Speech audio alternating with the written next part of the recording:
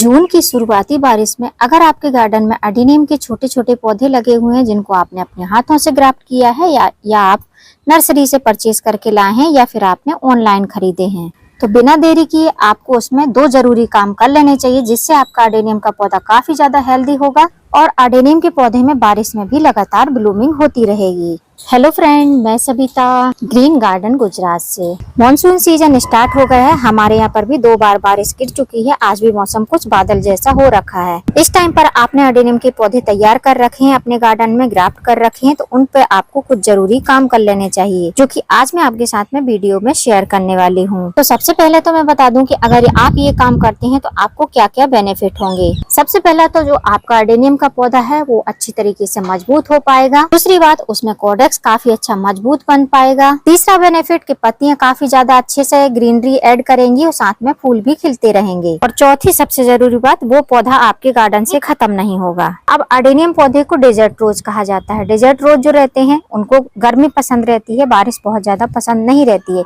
या बारिश पसंद रहती है लेकिन लगातार बारिश में ये एडेनियम भी जवाब देने लगते हैं। ऐसी कंडीशन में अगर आपने अपने गार्डन में छोटे छोटे एडेनियम के पौधे लगा रखे हैं, जैसे कि आप यहाँ पर देख रहे हैं, ये ग्राफ्ट किया हुआ प्लांट है जो पॉली बैग में लगा हुआ है। देखने में बहुत ही सुंदर सा इसका फ्लावर का पैटर्न भी है और प्लांट भी काफी अच्छा हेल्दी है।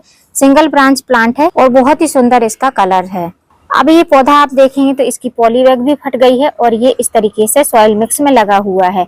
इसकी सॉइल बहुत ज्यादा वेल रन नहीं है। अब आप अगर नर्सरी से पौधा लेने जाएंगे तो आपको इस तरीके से पॉली बैग में लगे हुए ग्राफ्टेड पौधे नहीं मिलेंगे, और यदि मिलेंगे भी तो वो कलकत्ता वैरायटी के रहेंगे जो बोरी की तरह ब्लू कलर की प्लास्टिक रहती है, वो उसमें लगे हुए मिलेंगे। तो अगर आपके पास भी ऐसे कोई पौधे हैं तो जो काम मैं करने वाली हूँ आप कर लीजिए। 2 ही काम करने हैं, उन काम को करने के बाद में आपका पौधा सेफ हो जाएगा और कुछ टाइम बाद पौधा आपको कुछ इस तरीके से दिखाई देगा। जैसे कि आप देख रहे हैं, मेरा ये पौधा बहुत ही सुंदर सा कलर है इसका और कोडेक्स भी काफी ज्यादा हेल्दी है। अब सबसे पहला काम आप पौधे को देख कर ही समझ गए होंगे कि मैं इस पौधे की रिपोर्टिंग करने वाली हूँ।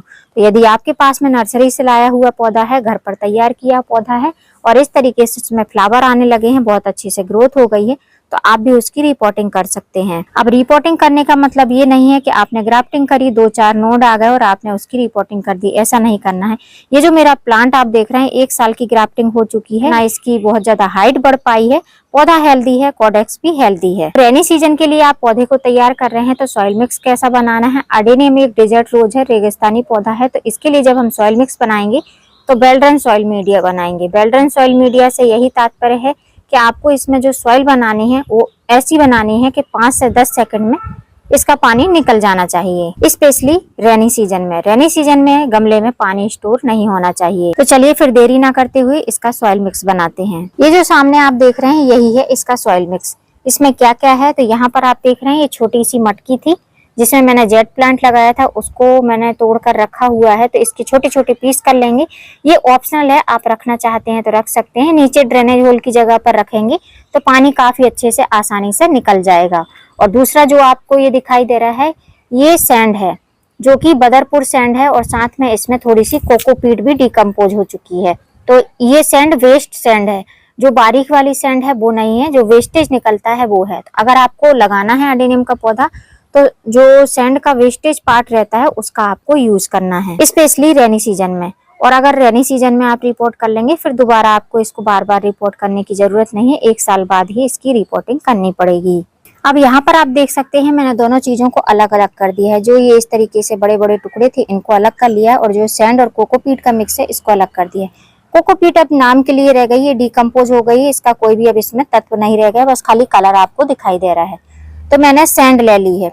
अब आपको जब इसकी रिपोर्टिंग करनी है एडेनियम की तो सैंड की मात्रा ज्यादा रखनी है और सॉइल की मात्रा कम रखनी है। आप सॉइल लेस मीडिया बनाना चाहते हैं तो बना सकते हैं, लेकिन एक टाइम बाद जो एडेनियम की प्लांट है उनमें जो आपको ये ग्रीनरी दिखाई दे रही है, पत्तियां ग्रीन ग्रीन दिखाई दे रही हैं, फिर कलरफुल फ्लावर दिखाई देते हैं, तो आपको कलरफुल फ्लावर तो मिलेंगे लेकिन इस तरीके से पत्तियों में ग्रीनरी नहीं मिलेगी, पीली पीली सी पत्तियां रहेंगी। तो सॉइललेस मीडिया में यही दिक्कत होती है। जब लगातार बारिश गिरती है तो फिर जब नाइट्रोजन के लिए कुछ तत्व मिलता ही नहीं है, बार बार से पानी निकल जाता है पूरा, तो या तो कलियां खिलेंगी या तो फिर कलियां भी एक टाइम बाद बंद हो जाएंगी। तो हमको इसमें नाइट्रोजन प्रोवाइड थोड़ा सा कराना है, क्योंकि जब सॉइल मिक्स रहेगा, जब मिट्टी रहेगी हमारे पौधे में, तभी जो है कोई भी पोषक तत्व उसमें ठहर पाएंगे, और खाली सैंड रहेगा तो कोई भी पोषक तत्व इसमें रुक नहीं पाएंगे। तो मैं जो यूज कर रही हूँ, मैं ये किचन कंपोस्ट का यूज कर रही हूँ, जिसमें मिट्टी भी है और किचन का वेस्ट का कंपोस्ट भी है। तो इस तरीके से ये है। आप अगर लेना चाहते हैं तो 1 मुट्ठी के करीब आप वर्मी कंपोस्ट ऐड कर सकते हैं। मैं 1 मुट्ठी के करीब इसमें किचन वेस्ट कंपोस्ट का यूज कर रही हूँ इस तरीके से। तो ये हो गया हमारा सॉइल मिक्स।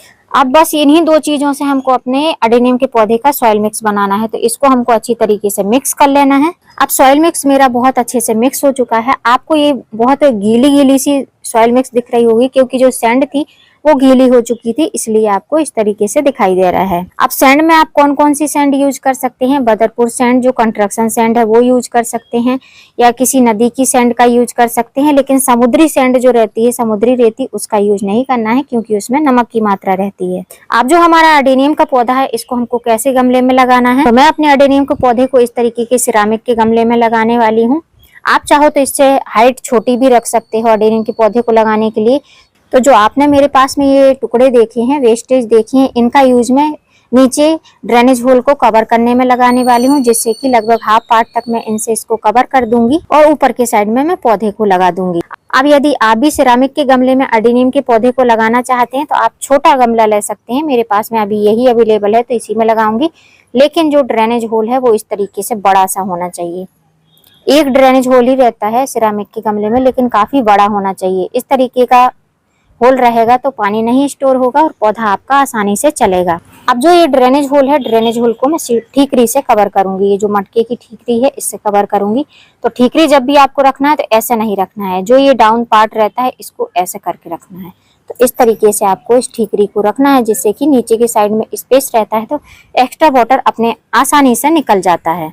और जो ये बचे हुए पीस हैं, इनको भी हम इस तरीके से साइड साइड में डाल देंगे ऐसे।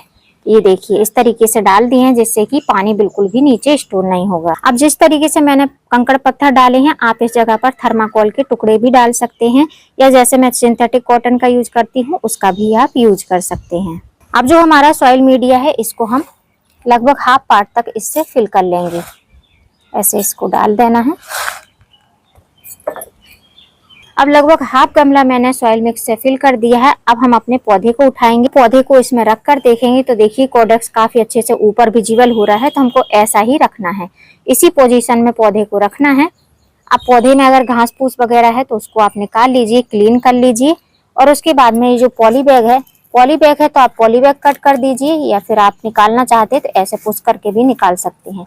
और अगर गमले में लगा हुआ है तो आपको पूरा ही सॉइल मिक्स निकाल देना चाहिए। अब आप नीचे देखिए, नीचे इसमें बहुत अच्छे से रूट बनी हुई हैं, तो इन रूट को हम डिस्टर्ब नहीं करेंगे। जो साइड साइड की पतली पतली सी रूट है, इनको हम डिस्टर्ब करेंगे।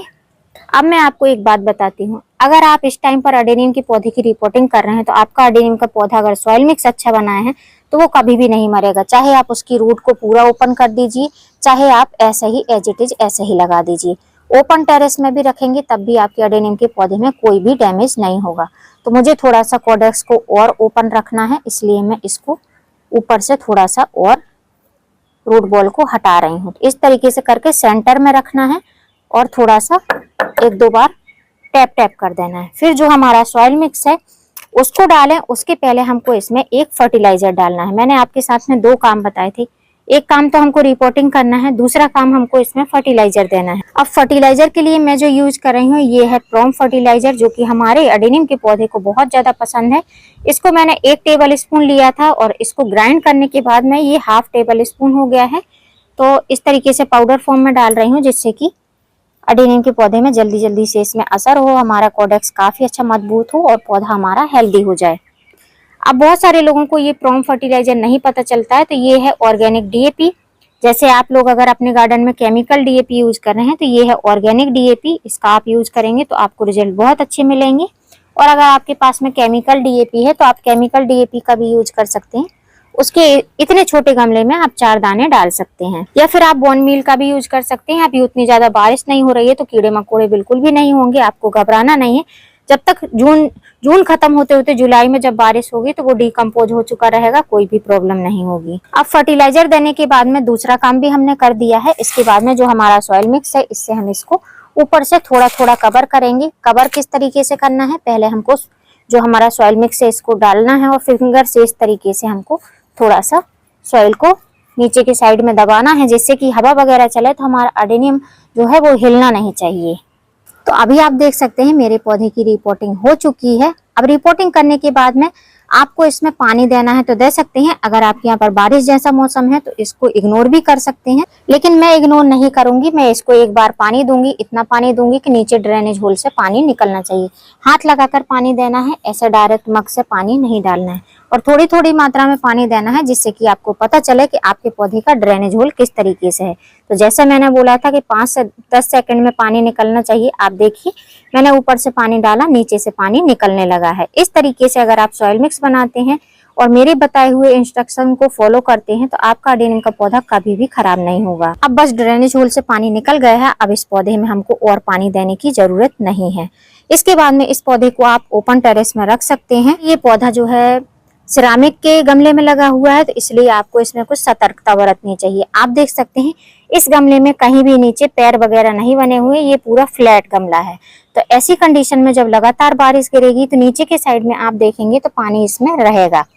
तो इसलिए इस गमले को आपको किसी स्टैंड पर रखना है, ऊंची जगह पर रखना है, जैसे कि नीचे का स्पेस इसका खाली रहे और एक्स्ट्रा वाटर आसानी से निकल पाए। जिस तरीके से मैंने नॉर्मल वाटर दे दिया है, सिंपल वाटर, आप चाहो तो इसमें फंजीसाइड भी मिक्स करके दे सकते थे पानी के साथ में, या फिर जैसे मैंने सॉइल मिक्स बनाया था, सॉइल मिक्स में भी आप फंजीसाइड ऐड कर सकते थे। फंजीसाइड में आप साफ का फंजीसाइड ऐड कर सकते हैं या फिर ट्राइकोडर्मा ऐड कर सकते हैं। मैंने अभी कोई भी फंजीसाइड इसमें ऐड नहीं किया है। अब सबसे जरूरी बात, यदि आपके पौधे की ब्रांचेस लगी लगी सी हो गई, जैसे आप देख रहे हैं यहाँ पर ग्राफ्टेड पॉइंट है और बस मेरा पौधा इतना ही बड़ा है, अगर इसका दुगना बड़ा होता, दुगना लंबा होता तो मैं इसकी प्रूनिंग कटिंग भी कर देती। प्रूनिंग कटिंग करने के बाद में अगर रेनी सीजन चल रहा है तो आप इसमें कट किए हुए पार्ट में नेल पेंट लगा सकते हैं। अगर आपके पास में फंजीसाइड नहीं है तो आप नेल पेंट का यूज करिए, बारिश गिरती भी रहेगी तो कोई भी प्रॉब्लम नहीं होगी। बस अगर आपने भी अडेनियम के पौधे लगा रखे हैं या खरीद कर लेकर आए हैं तो जो काम मैंने किया है आप भी कर लीजिए। आप अपने पौधे को, अडेनियम के पौधे को हरा भरा बनाइए, हेल्दी बनाइए, जिससे कि बारिश भर आपके गार्डन में अडेनियम बहुत अच्छे से ब्लूम होता रहे। और ऐसे छोटे छोटे गमलों में बढ़िया सुंदर से पौधे लगा कर रखिए, जिससे कि गार्डन भी आपका सुंदर दिखाई दे। उम्मीद करती हूँ फ्रेंड वीडियो हेल्पफुल रहा होगा। वीडियो यदि अच्छा लगा हो तो वीडियो को लाइक करना, चैनल पे न्यू हो तो चैनल को सब्सक्राइब करना। यदि अभी तक आपने ये काम नहीं किए हैं अपने गार्डन में तो जल्दी से कर लीजिए, अपने पौधे को हेल्दी बना लीजिए। फिर मिलूंगी किसी नई वीडियो में नए टॉपिक के साथ, तब तक के लिए हैप्पी गार्डनिंग।